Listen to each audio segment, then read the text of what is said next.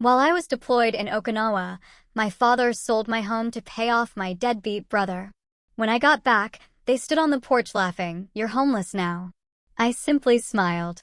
"What's so funny?" They barked. I said, "The home you sold was actually." They say home is where the heart is. But what happens when the very people who claim to love you, the ones you've bled for, rip that heart right out of your chest and sell it for parts? That's what happened to me. I had just stepped off a plane, my boots still dusty from a war zone, ready for home. What I found instead was my family, casually selling the roof over my head, only they had no idea whose roof they were actually selling. The crisp autumn air of Washington state usually felt like a hug after months in the humid Pacific, but that day, it just bit at my skin. The familiar scent of pine and damp earth couldn't cut through the metallic tang of betrayal that filled my senses.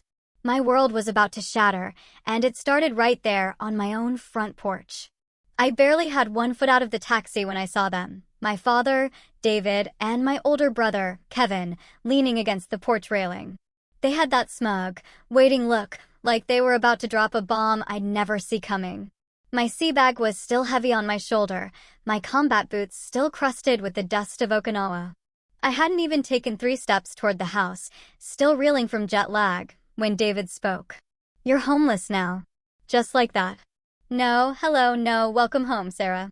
Just 4 words that hit me harder than any IED blast I'd ever felt downrange. I froze. "What are you talking about?" I managed to ask, my voice a whisper. Kevin just snorted into his beer, a dismissive sound that grated on my nerves. "We sold your house, sis. Try to keep up." And then they laughed. Can you believe that? Laughed at me. At their daughter. At their sister, coming home from an overseas rotation to find everything gone. David pointed a lazy finger at the front door, as if this whole nightmare was just some casual game. "Your brother needed help. Family sacrifices for family. You weren't here. You didn't need the place." And then came the gut punch, the line that told me exactly how little they actually valued me, or my sacrifices. "You Marines bounce around anyway. What difference does a house make?" I should have screamed. I should have cursed them both to hell. I should have collapsed right there on the driveway. But a strange calm settled over me instead. I just smiled.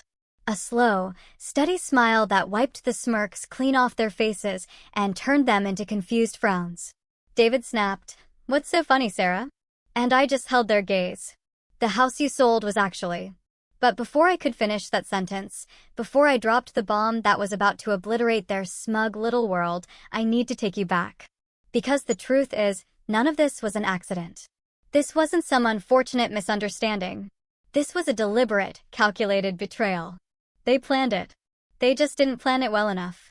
Just 3 months earlier, I was stationed in Okinawa, halfway through a 6-month rotation.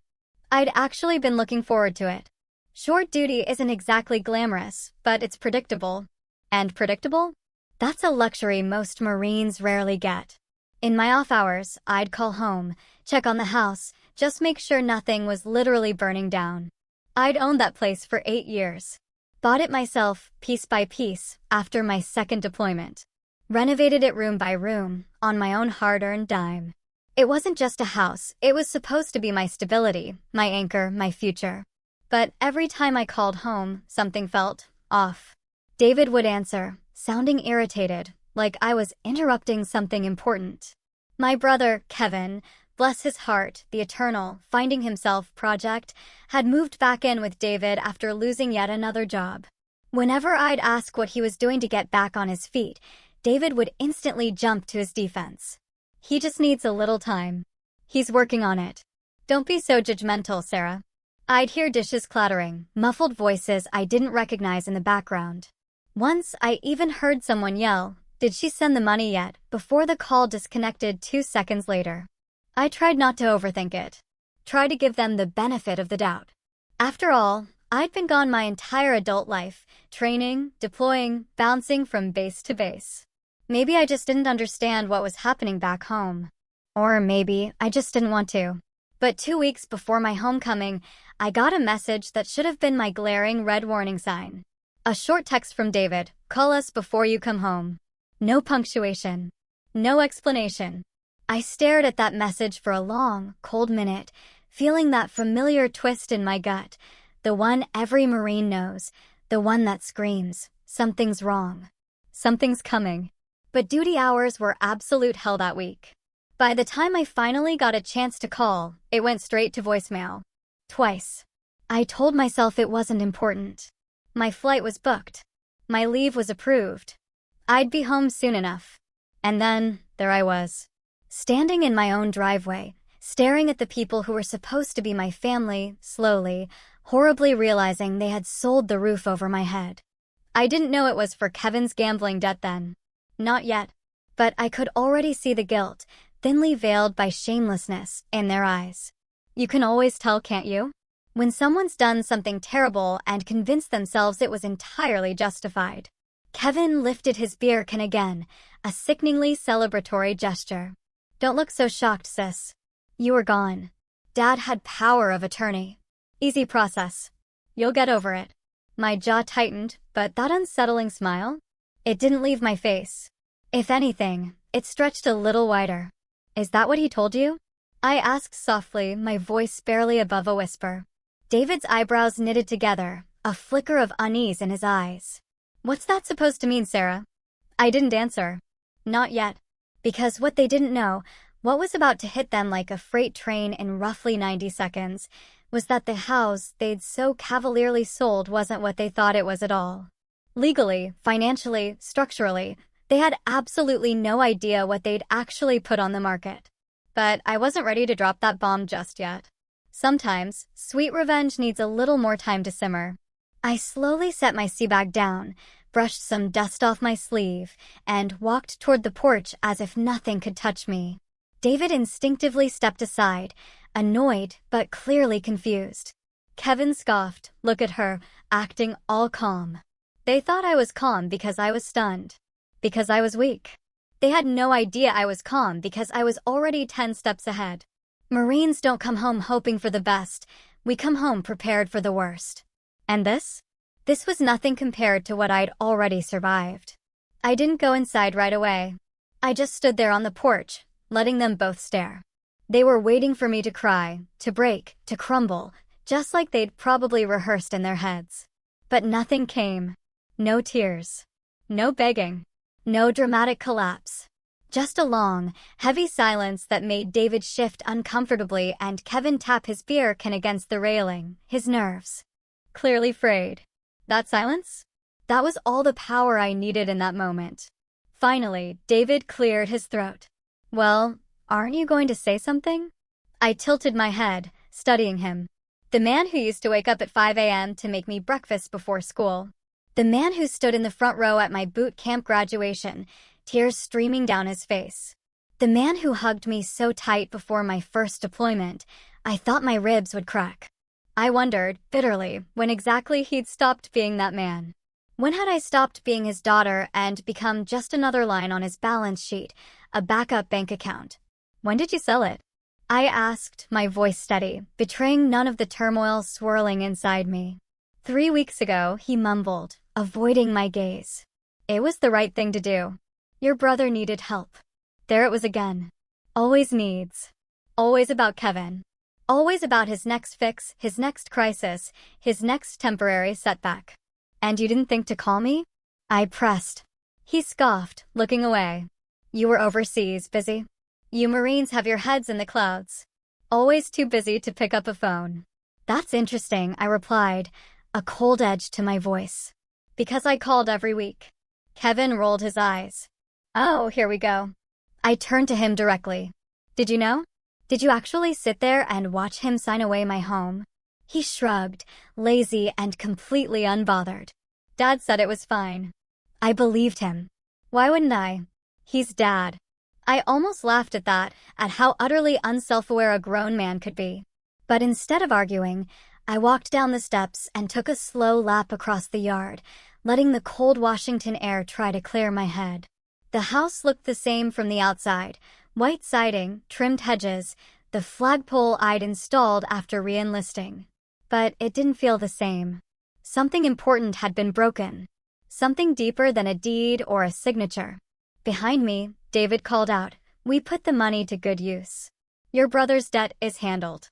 He's safe now. Debt. That word sat in my stomach like a stone. Kevin wasn't the type who paid off debt. Kevin was the type who created debt, like it was some kind of twisted hobby. And David? He enabled him, every single step of the way. I walked back toward them, step by deliberate step, until I was standing at the bottom of the porch stairs.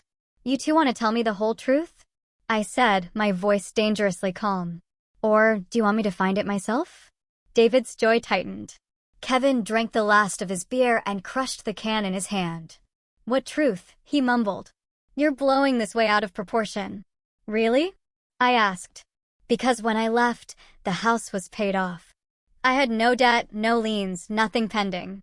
For you to sell it fast, you'd have needed cash buyers. I paused, letting my gaze sweep over them.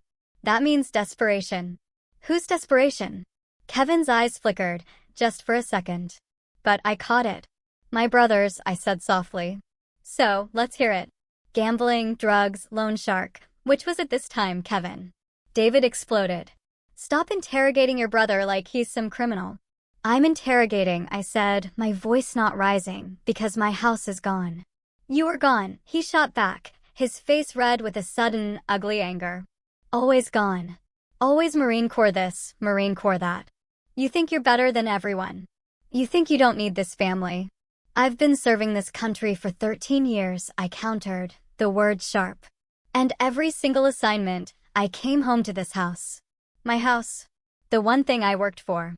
The one thing that was truly mine. He waved a hand dismissively. You'll buy another one. You make good money. Better than him.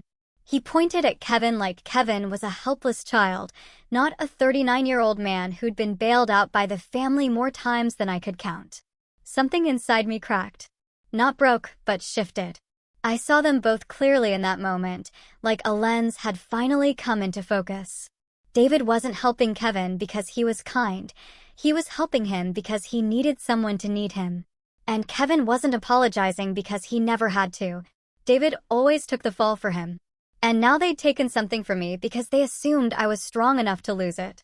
Strong enough to bounce back. Strong enough to survive betrayal. That's the thing about being the strong one. People assume you don't feel the knife when they twist it. And then the front door opened. A woman stepped out. Blonde hair, sweatpants, holding a mug that said, Mama needs coffee. Not David's girlfriend. Not a neighbor. Someone else entirely. Who are you? I asked, my voice flat. She smiled lightly. I'm Emily, the new owner. David winced. Kevin shifted, and my world tilted because that meant the house wasn't just sold. It was closed. Final. And yet I still smiled. Congratulations, I said to the woman. Did they tell you everything? She blinked, confused. Everything. I looked back at David and Kevin. Their faces pale, just a shade, just enough for me to know I was not the only one standing in dangerous territory. I turned back to Emily. Did they tell you that the house you bought? I paused, letting the tension grow. Letting David fidget and Kevin grip the railing like it could save him. Isn't actually in their name? Emily looked utterly bewildered. David's voice cracked. Sarah, don't. But I wasn't done. Not even close. Emily blinked at me as if she wasn't sure whether to smile or step back into the house she thought she owned. She looked like the kind of woman who tried to avoid conflict her whole life. Gentle, polite, the sort who apologized when other people bumped into her. And here she was, caught in the middle of a mess she didn't even know existed. She held her coffee mug a little tighter. What do you mean it's not in their name? The paperwork. I'm sure the paperwork looked official, I said, keeping my voice even and calm. But paperwork only tells one side of the story. I looked at David, then, letting the silence drag, letting him feel the weight of what he'd done. His face flushed red, the kind of red that comes from shame mixed with anger. Kevin quietly muttered something under his breath, but even he had stopped smirking. They both knew I wasn't bluffing. They knew I had something they didn't understand, something they hadn't accounted for when they decided to use my power of attorney like a golden ticket. I don't understand, Emily whispered. Your father said. My father says a lot of things, I replied. Let me ask you something. When you bought this house, who handled the sale? She glanced at David, then back at me, a man named Adam. He said he was helping your family with the transfer. I closed my eyes just for a second. Adam? Of course, it was Adam. An old acquaintance of David's. Someone who always had a connection. Or a deal. A man who operated in the gray areas of anything involving money or property. The kind of man who showed up at barbecues when David remarried, always bragging about flipping houses without ever lifting a hammer. The kind who knew how to turn desperation into profit. Did you sign anything with an attorney present? I asked. She shook her head. He said it wasn't necessary. He said the family wanted it quick. The last word cracked a little. Quick. That's how these things happened. Quick sales, quick transfers, quick lies, quick destruction. Behind me, David stepped forward. Sarah, enough. You're upsetting her. I turned around slowly. Upsetting her? You sold her a house you had no right to sell. You stole from me, and you put her in the middle of it. My voice stayed calm, but something sharp moved underneath it. Years in the Marine Corps had taught me that raising your voice was the quickest way to lose power. Silence, restraint, precision. Those were far more effective weapons. David rubbed his forehead and said, You weren't here. You didn't need the house. We handled things the best we could. The best you could? I echoed. Or the fastest way to clean up another one of Kevin's disasters? Kevin stiffened. It wasn't a disaster. It was a misunderstanding. A misunderstanding that cost thousands? I asked. Or tens of thousands. Let me guess. Sports betting? Poker? Or did you finally graduate to loan sharks? He looked away, jaw tight. That was enough of an answer. I turned back to Emily. How long have you been here? A week, she said softly. We just moved in. And did you wonder why the sale went so fast? She hesitated. A little, but your father said you were living overseas and wanted the money for something else. He said you'd agreed. I let out a breath that felt like it had been locked inside me for months. This wasn't just a betrayal. It was a scam. A full-blown, orchestrated, deliberate scam, carried out while I was halfway across the world, wearing the uniform of the country that trusted me to serve with integrity. Emily, I said gently, I'm sorry you were dragged into this. But the truth is, they didn't have the legal right to sell this house. Not fully. I reached into my pocket and pulled out a folded document, a copy of something I'd carried with me since deployment ended. Her eyes traced the page as I held it out. This house was purchased using a VA home loan. That means certain protections apply and certain rules. And selling it without me present, without my consent, without proper legal procedure. I glanced at David. That's a federal issue, not a family issue. Emily's eyes widened. David's face went pale. Kevin's bravado evaporated completely. He looked like a kid caught stealing candy from a store shelf. I continued. Power of attorney gives temporary rights to handle bills, repairs, emergencies. It does not give the right to sell federally backed property without filing a series of authorizations, none of which were done. Emily pressed a hand against her chest. Are you saying the sale is invalid? I'm saying, I replied slowly, that this isn't what you think it is, and unfortunately, you'll need legal help to sort it out. David stepped closer, his voice shaking with a mixture of anger and fear. Sarah, please don't do this. We're family. That didn't stop you, I said. Family didn't matter when you needed quick cash. It was for your brother, he shouted. And what about me? I asked quietly. When did I stop being your child? When did I become expendable? For the first time since I'd stepped onto that porch, he had no answer. Emily finally spoke again. What do we do now? You, I said, get a lawyer. And you tell them everything. And you stop speaking to my father outside of official channels, because the deeper you let yourself get involved with this situation, the worse it will be for you. She nodded slowly, clutching her mug like it was the only solid object left in her world. David pointed a finger at me. You're ruining everything. I shook my head. No, you ruined everything the minute you treated my service as an opportunity instead of a sacrifice. Kevin muttered something about Marine attitude, but I barely heard him. I was already stepping off the porch, lifting my sea bag again, my boots crunching against the gravel. The air felt sharp and cold, but in a way that cleared my mind rather than clouded it. I started walking toward the street. David yelled behind me, "Where are you going?" "Oh," I said. "You don't have one," Kevin shouted. I turned back toward them, letting the porch light cast a halo behind their silhouettes. "That," I said, "is what you think." And then, for the first time since landing, I actually felt calm. Because the truth was, they had no idea how much trouble they had created for themselves. No idea what the next days would bring. No idea how unprepared they were for the consequences. And I didn't need to frighten them with details. Fear grows best when it's left unexplained. I didn't sleep that night. I checked into a cheap roadside motel, the kind with the buzzing neon sign and the humming air conditioner that rattled louder than the traffic outside. I set my sea bag on the chair, sat on the edge of the bed, and stared at my phone. David's number flashed across the screen 3 times before I finally put the phone face down and let it ring out. I wasn't ready to talk to him. Not when my chest still felt tight, and my pulse still jumped every time I replayed the moment on the porch. I thought about Emily's stunned face, about Kevin's guilt dressed up as bravado, and about David, his anger, his excuses, his insistence that what he'd done was for the family. People love to use the word family when they need something from you. It's amazing how rarely they use it when you need something from them. The motel smelled like old carpet and lemon cleaning spray. I took a shower just to wash off the day, but even after the hot water ran cold, the heaviness didn't lift. So I sat back on the bed, turned on the little lamp, and pulled out the folder I'd been carrying since Okinawa. Paperwork. Notes. Screenshots. Emails. Everything I'd gathered in those final weeks overseas when the truth had started taking shape.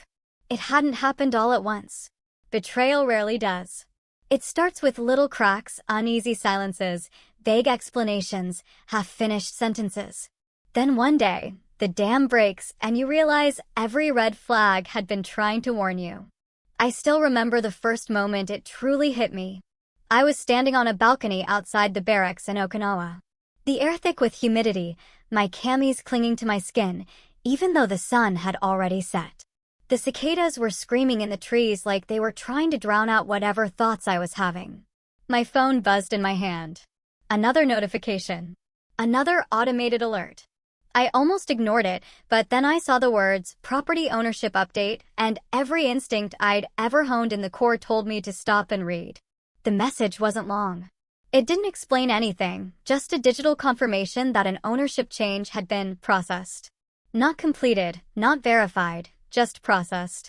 My name was still on the house, but there was another name added, a blurry one, an incomplete one, like someone had started a transfer but hadn't finished it. I immediately called David. No answer. Called again. Straight to voicemail. Texted him. No reply. Then I tried Kevin. Even though I knew he wouldn't pick up, he didn't. I tried again. Nothing. I stood there on that balcony, staring out at the Pacific. The night breeze felt warm against my face, but my stomach had gone cold. Not because I knew what was happening, but because I didn't. And that uncertainty was worse than any truth could have been. The next day, during my lunch break, I asked one of the JAG officers on base if he had 5 minutes. He gave me 10. I told him what I'd seen. He didn't panic. He just asked one question: "Who is your power of attorney?" When I said David's name, something in his expression shifted. Not pity, not judgment, but recognition. He'd seen this before. Too many times. He told me stories, big ones. Without names, about service members getting burned while deployed, families selling cars, cashing out accounts, refinancing properties, emptying storage units, even signing divorce papers on behalf of someone halfway around the world. Trust is good, he said, but oversight is better. Those words stuck with me. Trust is good. Oversight is better. I asked him what to do next. He told me to request full transaction logs from the county. He showed me which office to email, which forms to submit, how to phrase the request so it didn't get buried. I sent everything that same afternoon. A week later, the file came through. I opened it on my bunk, expecting confusion, a mistake, a clerical error. But the moment I saw the signatures, the dates, the notations, the buyer's name, Adam, I felt the kind of cold that sinks into your bones and doesn't thaw. David had signed the first authorization 2 days after telling me he loved how peaceful the house felt lately. He'd signed the second after texting me a heart emoji. And the third, the one that allowed the property to move forward for sale, on the same day I'd called him from a field exercise and told him I missed home. He never told me. Not once. Not even a hint. And Kevin?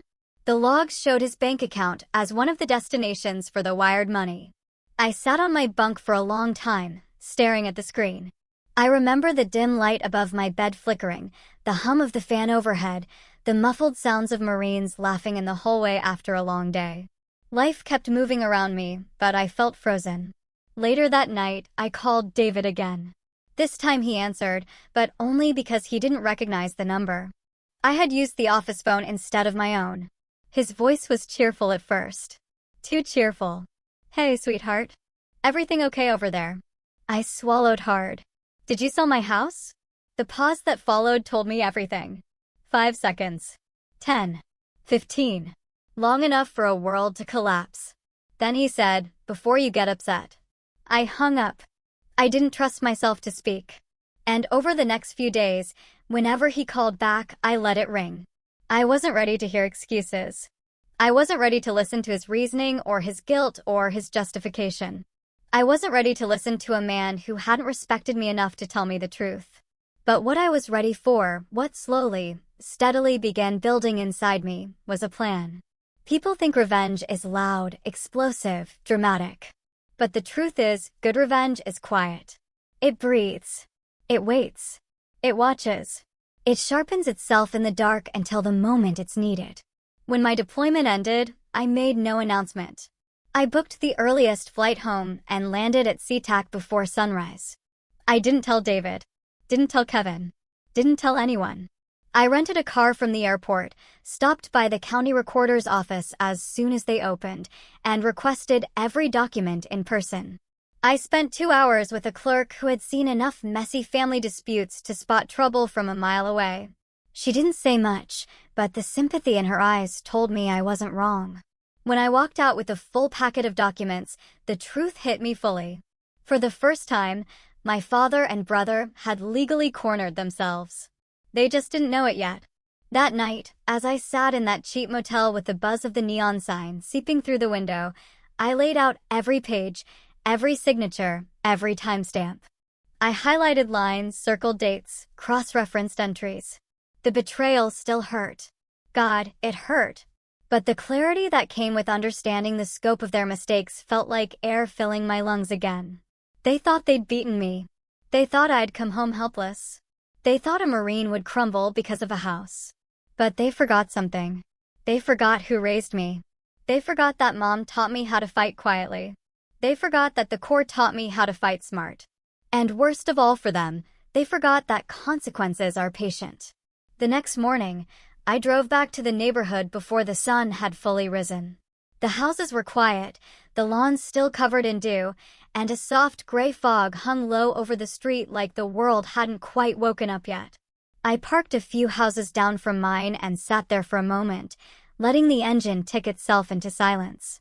It felt strange, sitting that close to a place that had once been my sanctuary, now occupied by strangers, because the people who should have protected me decided I was expendable. I watched the porch light flicker on. Emily stepped outside in a light jacket, looking like she hadn't slept much either.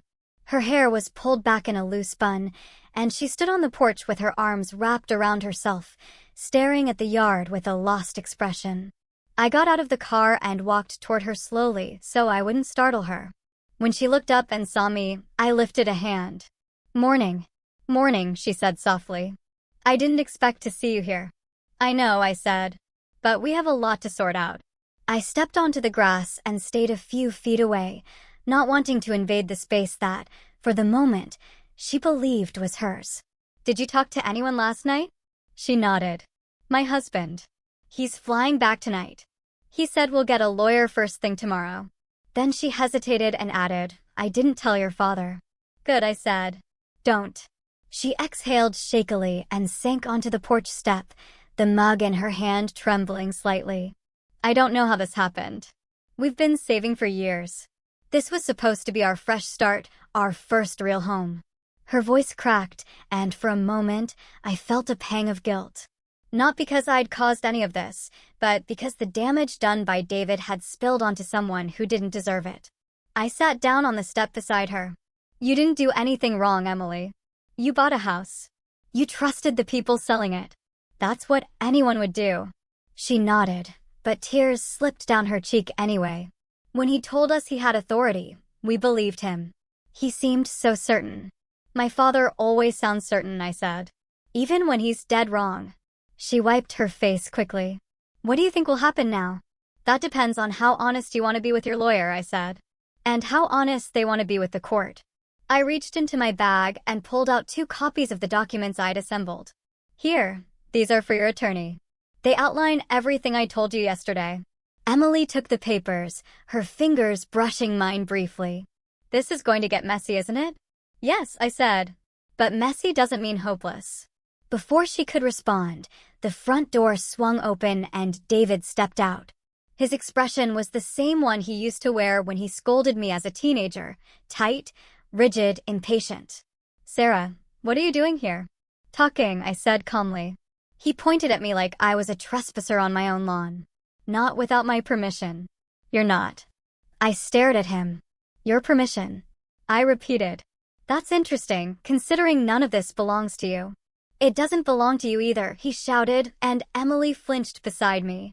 I stood from the step and faced him fully. It never belonged to you. You acted like you could make decisions about my life because you had a piece of paper and a signature. Power of attorney isn't ownership, David. It's responsibility, and you abused it. I did what I had to do, he said, his voice trembling with anger. Your brother was in danger. He had people after him. People are always after him, I replied. That's not an excuse to steal from me.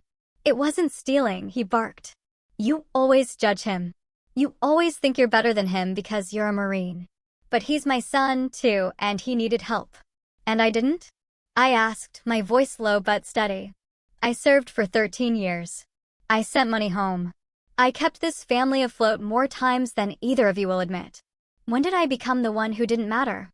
He hesitated. And in that split second of silence, I saw the truth. He hadn't meant to hurt me. He didn't do it out of malice. He did it out of weakness. Out of love twisted into obligation. Out of fear of losing the son he never stopped trying to save. But intent didn't undo damage. And love, real love, never justified betrayal. Behind David, the screen door creaked again, and Kevin stepped out, rubbing sleep from his eyes like he was waking from a nap instead of waking to the consequences of his own actions. Is this still about the house? He mumbled. I looked at him, really looked at him, and I saw a man who'd never been told no, never been held accountable, never been forced to stand on his own 2 feet. A man who'd grown comfortable taking from everyone around him because taking was easier than earning. Yes, I said. It's still about the house. Kevin sighed dramatically. Jesus, sis, relax. It's not like your dad. You can rebuild. It's not the end of the world. No, I said, it's not the end of mine. I took a step closer. But it might be the end of yours. His face twisted. Is that a threat? No, I said. It's a prediction. A car slowed down on the street, then stopped in front of the house. The driver rolled down the window. Everything all right? I heard yelling. It was Mr. Halpern, the neighbor who'd lived 2 doors down since I bought the place. He was the kind of retired Navy guy who mowed his lawn in perfect diagonal stripes and flagged down the mailman to chat about base news. He recognized me immediately and stepped out of the car. Staff Sergeant Lawson, he said. Didn't know you were home. Just got back, I replied. He glanced at David and Kevin, then at Emily, his brow furrowed. Something going on here? David stiffened. Private family matter. Actually, I said, it's not. Mr. Halpern waited patiently, like the old sailor he was. I explained in simple terms what had happened. The sale, the fraud, the misuse of power of attorney. I didn't embellish. I didn't accuse. I simply stated facts. When I finished, he whistled softly. That's not good. No, I said. It's not. You call the sheriff yet? He asked. David spun toward him. No one needs to call anyone. We'll settle this ourselves. Emily shook her head. No, she said quietly. We won't. I'll be calling my attorney today. And I'll be contacting the VA legal office, I added. They need to be involved. David's face collapsed. Sarah, please don't do this. We're family. I looked at him for a long moment. I know, I said softly. That's why this hurts. He swallowed hard. I made a mistake. You made several, I replied. And now we deal with them. For a moment, no one spoke. A bird chirped somewhere. A car drove by. The world kept turning, even while ours felt like it was falling apart. I turned to Emily. You should go inside. You've got a long day ahead. She nodded and slipped back into the house. Mr. Halpern returned to his car, and I stepped off the porch, heading toward the street. David called after me, his voice cracking. Where are you going now? To do what you should have done, I said without turning around. Tell the truth. I spent the rest of the morning in the sheriff's building. A place I'd walked into once before when I first moved to the neighborhood to register my address after deployment. Back then, it was a simple process. A few signatures, a polite greeting, an older deputy who thanked me for my service and handed me a local ordnance pamphlet. This time, the energy was different. I wasn't Staff Sergeant Lawson checking in. I was the woman walking in with a folder full of evidence that her own family had violated federal regulations while she was overseas, serving her country. The deputy at the front desk recognized me almost immediately. Retirement age silver hair, glasses perched low on his nose. Well, I'll be, he said. Back in town already. Lawson came home to a problem, I said. He looked up fully then, studying my expression, taking in the folder clutched to my chest. He nodded slowly. Let me get Lieutenant Donahue. Within minutes, I was sitting across from Donahue in his office. He was younger than the deputy outside, but older than me, late 40s, maybe, with that tired authority that comes from 2 decades of putting out other people's fires. I laid the folder on his desk. He opened it, scanned the first few pages, and let out a long, quiet sigh. Your father signed these? Yes. And the buyer connection? Adam, you know him. Unfortunately, I said. Donahue kept flipping, his face tightening with every page. VA-backed property, unauthorized POA use, rushed sale, no attorney oversight, no court approval. This isn't small. He sat back in his chair. This is a mess. I know. He rubbed his chin, thinking. The sale can't be finalized legally, and your father and brother may have, well, they may have committed more than one offense here. I'm aware. He closed the folder gently, like it was something fragile. I'll need to send this to the county prosecutor, and we'll need statements from everyone involved. You, the buyer, your father, your brother, the middleman. What's his name, Adam? He shook his head. He's been on our radar before. Of course he had. Lawson, he said carefully. Are you sure you want to move forward with this? Once we start, there's no taking it back. It will be public. It will get messy. It will destroy your father's reputation and possibly more. I took a slow breath. Lieutenant, he destroyed my trust. He used my deployment to take something I spent years building. If I let that go because it's uncomfortable, then every service member with family issues becomes vulnerable. Donahue nodded. All right then. We'll start today. For the next hour, I sat with a young female deputy who transcribed my full account while Donahue made calls. I described everything, the power of attorney signing, the emails in Okinawa, the unreturned calls, the text from Kevin, the balcony night when I discovered the ownership change, the rushed sale, the porch confrontation, Emily's involvement. The deputy typed rapidly, but never interrupted except to clarify dates and names. When I finished, she looked up and said quietly, I'm sorry. The unexpected sympathy almost cracked me. I nodded instead and said, thank you. When I stepped out of the sheriff's building, the afternoon sun was high, warming the pavement. I felt a strange mixture of exhaustion and clarity.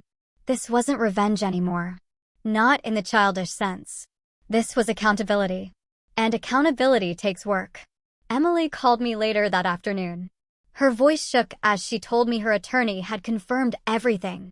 The sale was invalid, and she had grounds to pursue legal action, not just to reverse the transfer, but to hold both Adam and David liable for damages. I didn't want any of this, she said. I just wanted a house. I know, I said gently. And you'll get one.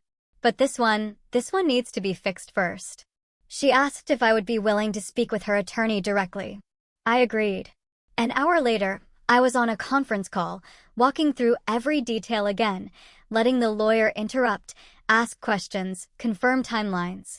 The more I talked, the calmer I felt, like every word was lifting another weight off my chest. But the real confrontation was still ahead. Around 8 that evening, just as the sky was fading into that deep blue between daylight and night, my phone rang again. This time, it wasn't Emily.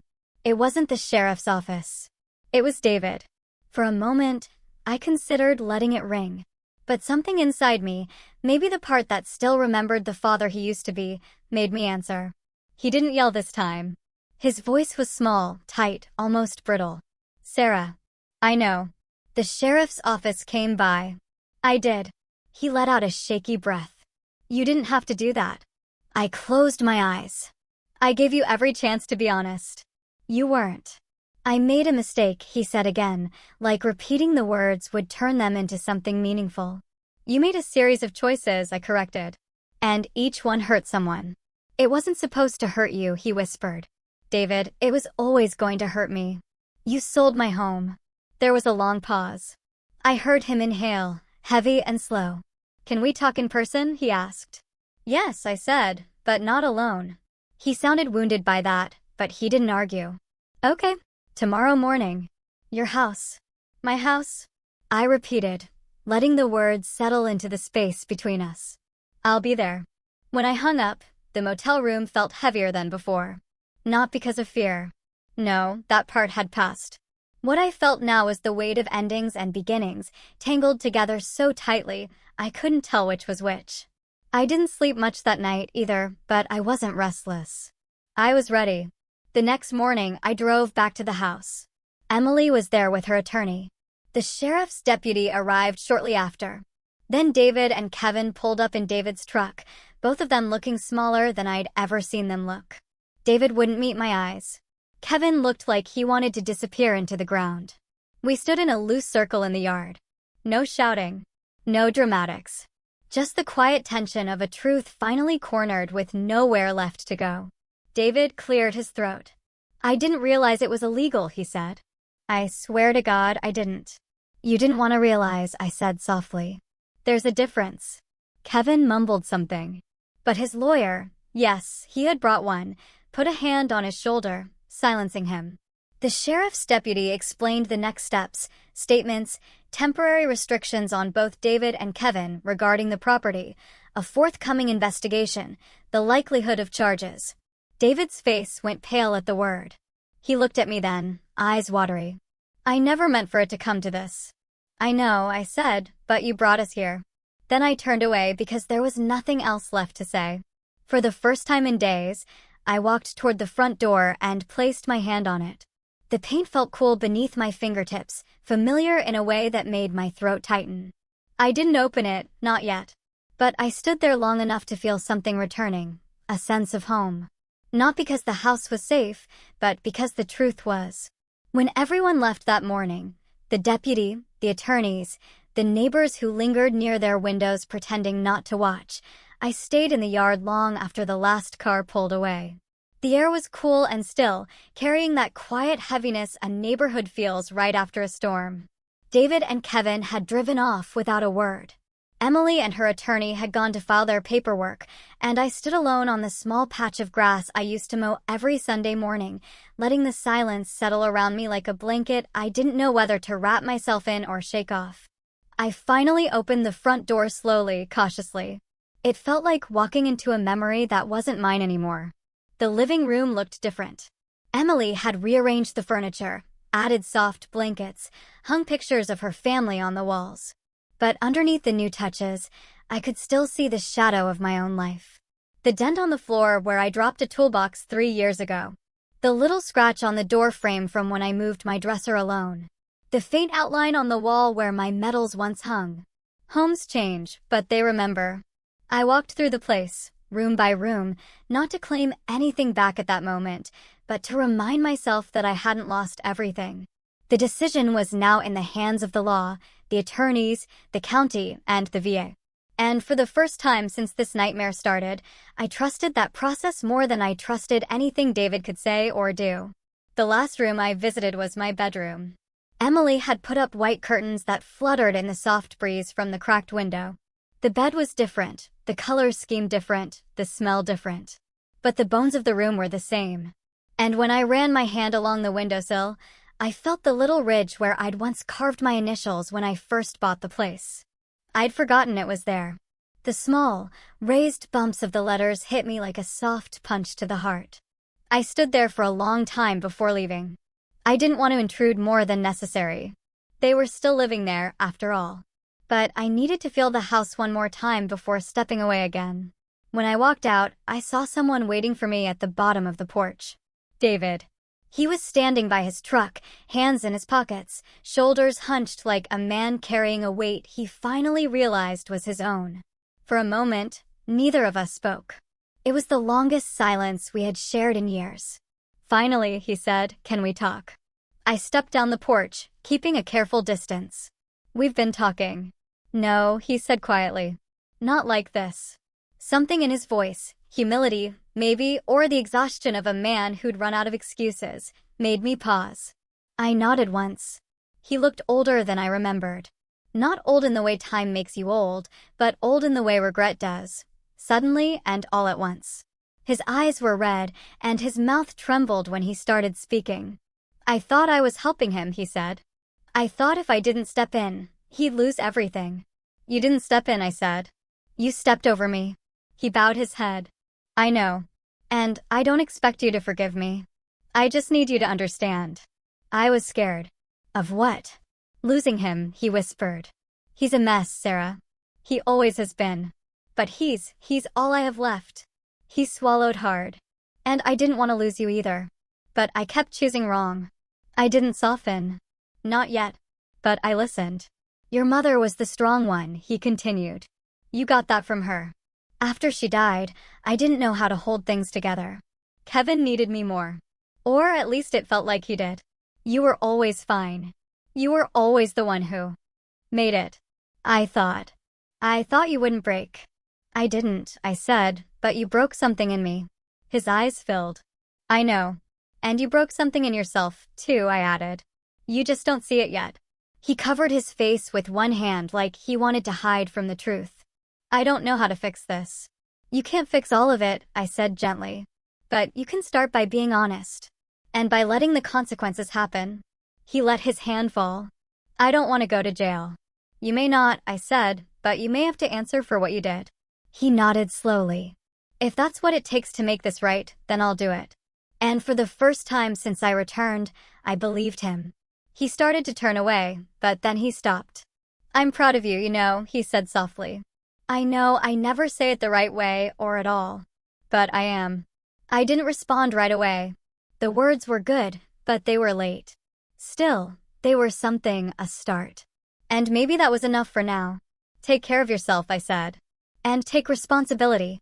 He nodded again, got in his truck, and drove off slowly like his wheels were heavy. I stayed in the yard for a little longer, letting the air carry some of the weight off my shoulders.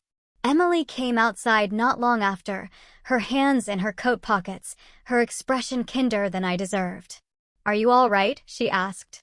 "I think so," I said. "Are you?" "We will be," she answered. "It'll take time, but we'll figure it out." "I'm glad." I told her.